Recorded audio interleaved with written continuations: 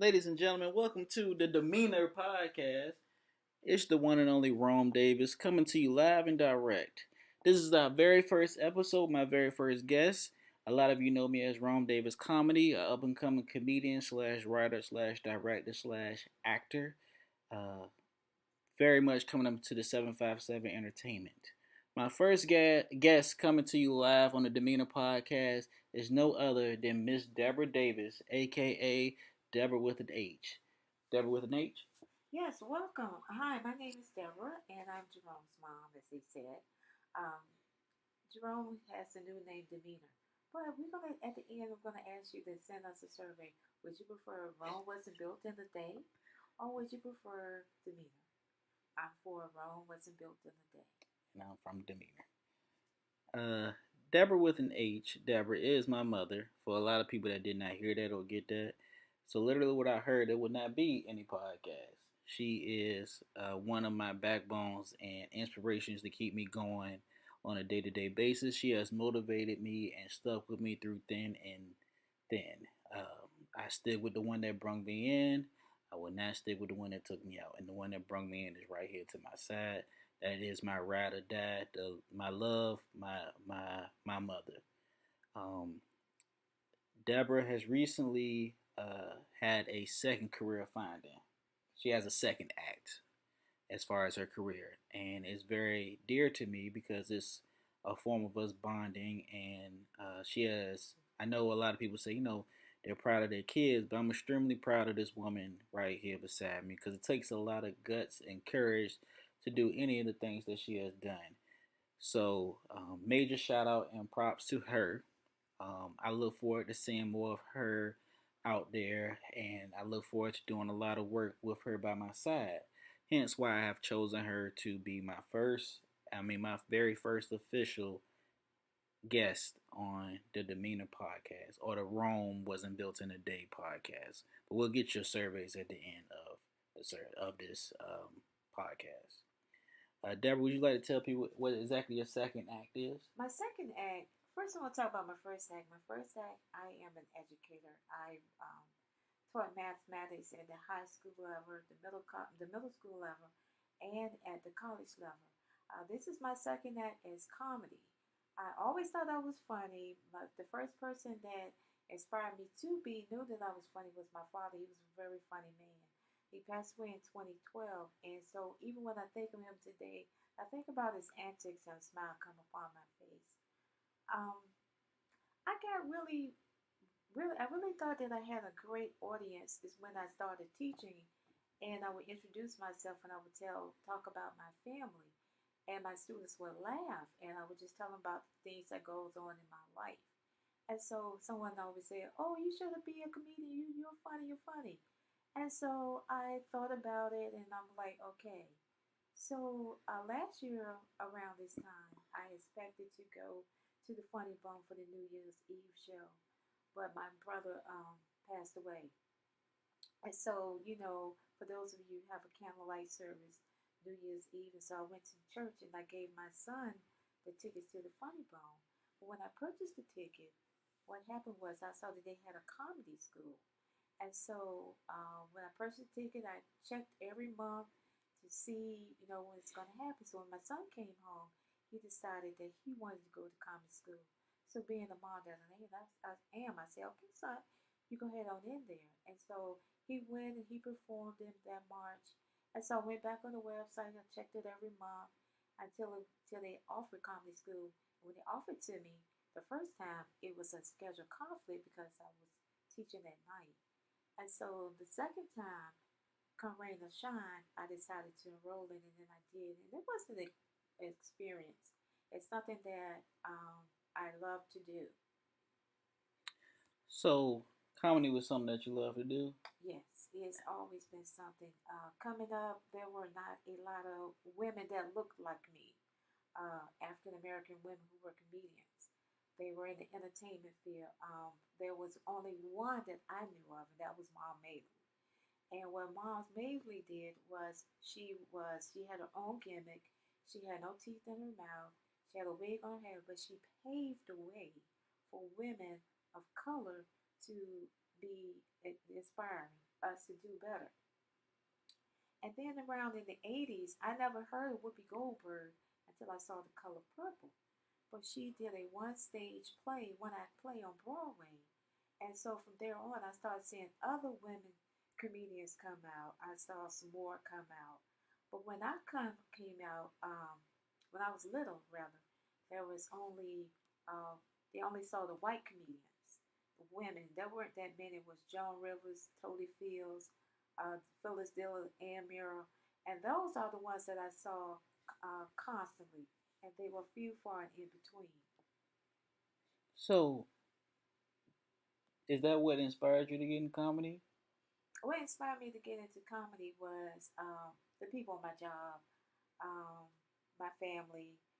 They thought I was funny, especially my students. When my students think I'm funny, because you all live with me at home, so you don't think I'm that funny. You think I'm always on it, which I probably am. I'm gonna stay on it Yeah, your foot stays in my back pocket. It's been in my forever and a day, it's been in forever my and a back day, pocket for forever 30 and a day. years. And so they thought I was funny. And when I worked at the Art Institute. The students say, Miss Davis, you're funny, you're funny, you're funny. And then now I'm at Centura, they say, oh, yeah, yeah, yeah, she's funny. Go, you need to do it, you need to do it. And so I went to see a comedian, and my coworker was there. And she said, Miss Davis, you belong on that stage. And I said, well, that's a sign that I need to get up there. I said, when I got on the Funny Bone stage, it was really inspiring. I wasn't too scared when I got up there because I felt like, I'm in front of an audience teaching school. But I haven't been, I'm going to go back up there. And in fact, I'm going to do a lot of things. Work with my son, he's my motivator. Um, he's inspiring me to even go push even further. My family just constantly is like, you can do this, you got this. So, in no particular order, okay, no particular order, your top 10 favorite comedians. Okay, so I'm gonna start off with Dick Gregory. Dick Gregory, he was spot on. I mean, I don't know how many of you know about Scoey Mitchell. Uh, he was the first one to be on the Carol Burnett show, Man of Color. Then you have Richard Pryor. Everybody knew about Richard Pryor when you say that nigga's funny. And then in 1976, when Alex Haley did Roots, he went back and apologized for using that term because he went to Africa with Alex Haley.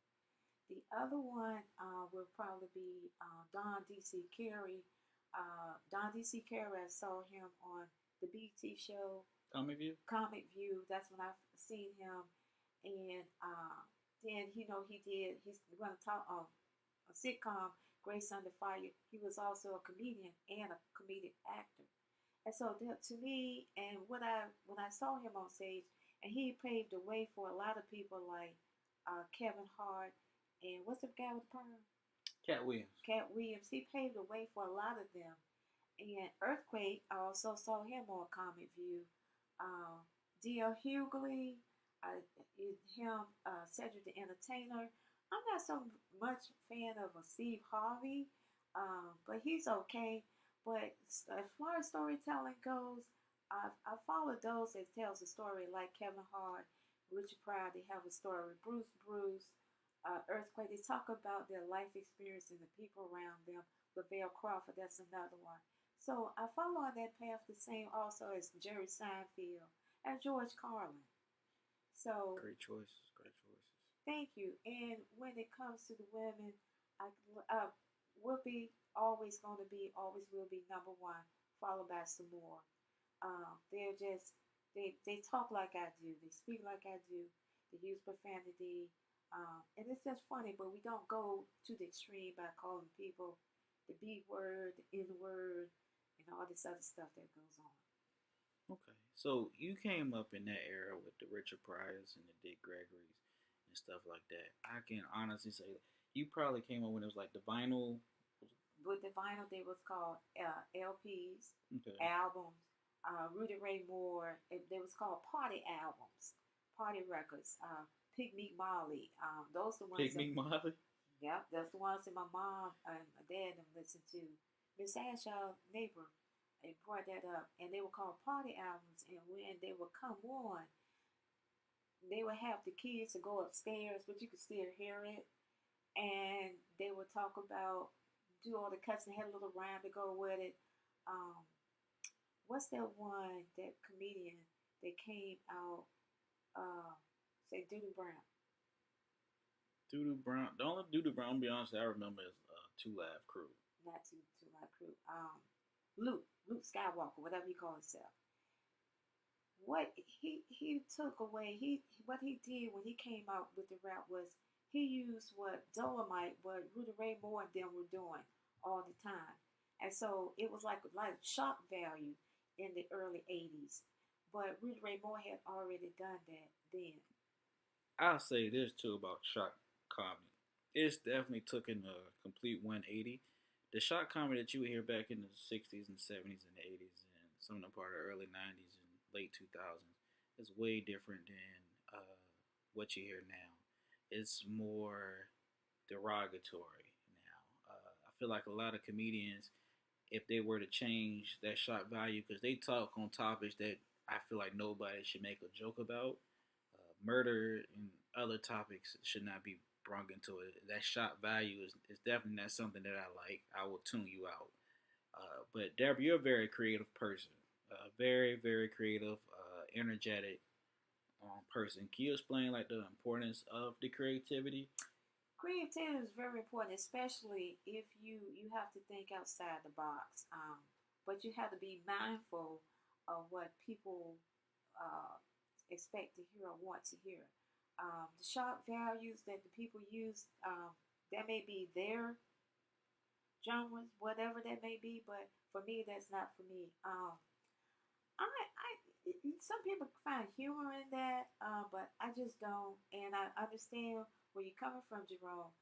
But um, some people just, some people find humor with it.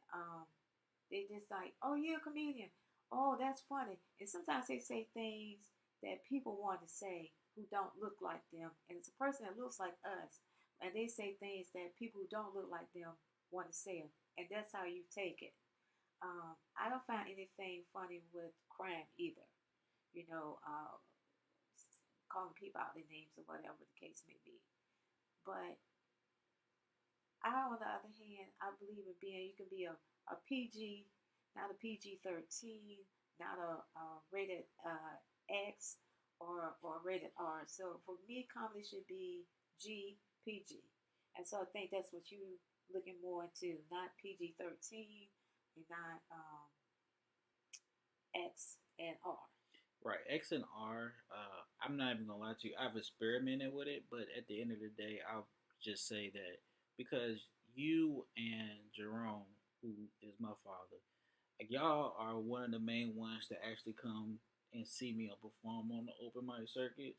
So what I like to do is I like to run my material past y'all two first and see if it hits because a lot of times what people don't realize in comedy is you have to find your your identity, your comedic identity, and that's like a limbo, right? When I first started out in comedy, which was back in March of this year, I was more of a like joke teller, and that's how I was telling. I was just boom, tell a joke, boom, tell a joke. But I started to go to the place called the Venue on 35th Street Performance Playgrounds on Thursdays from 8 to 12. It is taught by James Cooper, James Pop Cooper. We call him Pop, and Marlon Hargrave, and they've gotten me more into being more descriptive and going to the storytelling. So I know when I heard your set at the Funny Bone a couple of months ago, I could say that it was more visualization. Like I can actually close my eyes and visualize your jokes playing. So because you use your microphone as your canvas, Yes. and you painted your words on that microphone. So I think that was really dope of you to do that because like I said before, it takes a lot of guts to do what you do, and I'm extremely proud of you for doing Well, thank you. I'm proud of myself.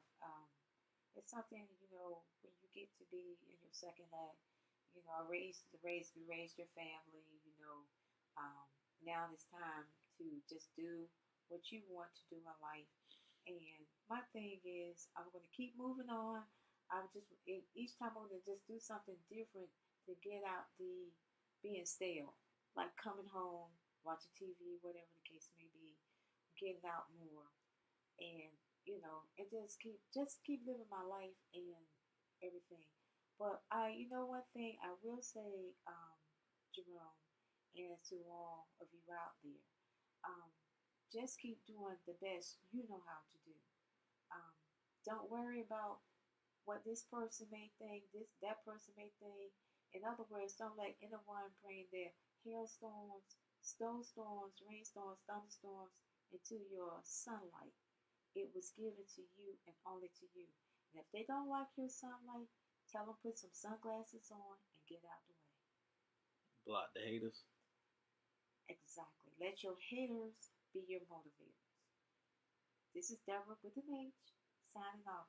Thank you, Jerome, for having me. This is Rome Davis signing out. She's the only person that calls me Jerome. Just want to throw that out there. Also, don't forget to cast your vote for Rome Wasn't Built in a Day or Demeanor Podcast. Thank you. Thank you. This is signing off. Deborah, do you want to tell people where they can follow you at? Like, I have Facebook, but I would need to get back on that social media. what is your Facebook handle? Deborah Davis. Deborah Davis. Mine is, of course, like I said, Rome Davis Comedy. Um, we're signing off. This is the first episode, my first guest host. I appreciate you coming out, Deborah. Thank you. Y'all have a good night. Let's keep it right.